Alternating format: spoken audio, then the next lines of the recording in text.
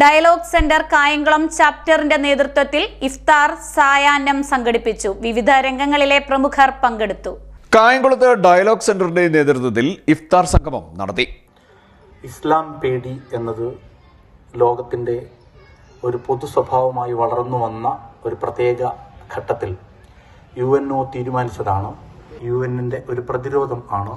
ലോകത്തത്തരം ഒരു അവബോധം സൃഷ്ടിക്കുന്നതിന് വേണ്ടിയാണ് ഇന്ന് ലോകം ഇസ്ലാമോഫോബിയ ദിനം ആയി ആചരിക്കുന്നത്. ആ ഒബ്സർവേഷൻ എടുത്തിട്ടുള്ളതിനെ കുറിച്ച് നമുക്കെല്ലാവർക്കും അറിയാം. ദൈവത്തിന് ഒരുപാട് ഗുണങ്ങളുണ്ട്. സർവഗുണ സമ്പൂർണനാണ് ദൈവം.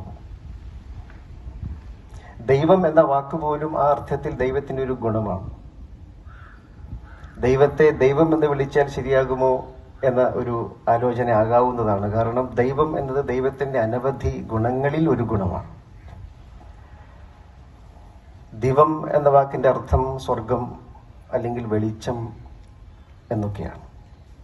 തികച്ചും ഭൗതികവാദത്തിൽ അധിഷ്ഠിതമായ ഒരു ആശയത്തെ കേന്ദ്രീകരിച്ച് ഉള്ള ഒരു പ്രസ്ഥാനത്തെയാണ്. ആ പ്രസ്ഥാനത്തിൽ പ്രതിനിധീകരിക്കുന്ന ആൾ ദൈവവിശ്വാസിയാണോ ഇല്ലയോ എന്നെനിക്ക് പറയാൻ അറിഞ്ഞുകൂടാ. ആണെങ്കിലും അല്ലെങ്കിലും ഇതുപോലെയുള്ള അതുകൊണ്ട് എനിക്ക് ഈ ചടങ്ങുകളും വർത്തമാനമൊക്കെ പൊതുവെ വളരെ ഇഷ്ടപ്പെട്ടു എന്ന് പറയാനാണ് താല്പര്യം. ഇപ്പോൾ കേരളത്തിൽ ഒരു കൂടിക്കാഴ്ചയുടെ 100ാം വാർഷികം ആഘോഷിക്കുന്ന വേളയാണ്.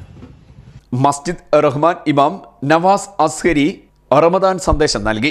ജമാഅത്ത് Islami area president Y Irshad അധ്യക്ഷനായി. Area secretary Ashraf Kaveri, DCC general secretary Sheejith Pathiyoor ഗ്രാമപഞ്ചായത്ത് അംഗം ദീപക് എരുവ, CPI ഭരണിക്കാവ് മണ്ഡലം secretary advocate N Sreekumar, CPI Kayamkulam മണ്ഡലം സെക്രട്ടറി അഡ്വക്കേറ്റ് സുനിൽ, CPM നേതാവ് advocate Boban, OICC global coordinator Mahadevan Vazhasseril, Pullukulangara Devaswom president D Ayyappan, Devaswom അംഗം PK Sasi, advocate R Manoharan, youth Congress സംസ്ഥാന secretary Noufal Chembakappally, block Congress vice president Asim Nasar, Congress മണ്ഡലം vice president Sanju Kandalloor, Sarju Muthukulam, Kannan Ravees, Sreekumar CDNet, Ashokan, അധ്യാപകരായ ജെസി K ജോസ്, ജെസി വർഗീസ് തുടങ്ങിയവർ സംസാരിച്ചു.